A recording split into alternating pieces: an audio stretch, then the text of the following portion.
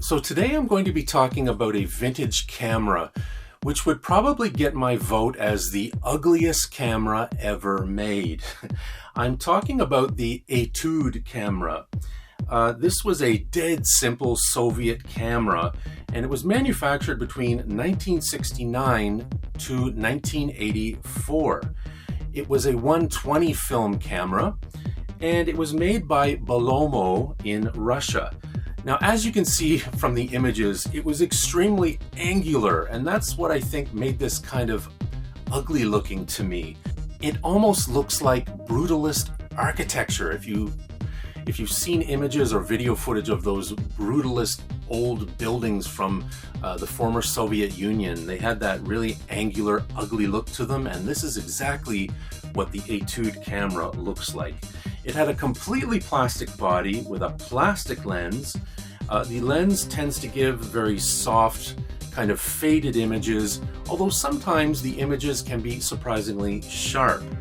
There was no focusing at all with this camera. It was basically in focus anywhere from 4 meters to infinity, and the lens was 1:11/60.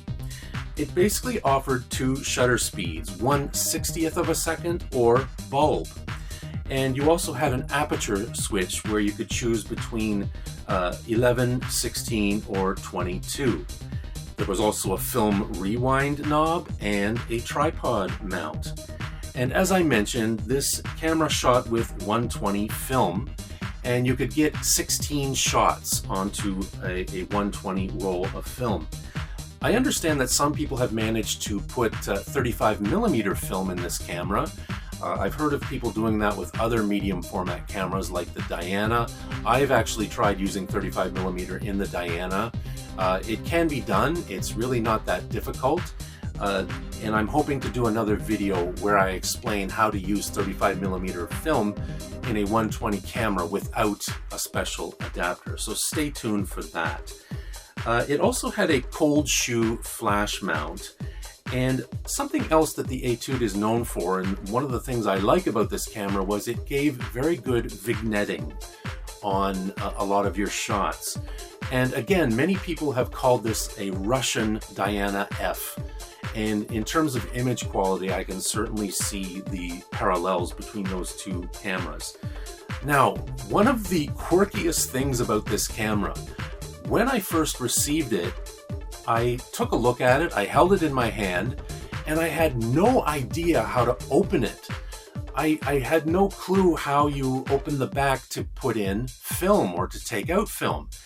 It took me a while to figure it out. I think I actually had to go on YouTube and find a video explaining how to open the Etude camera.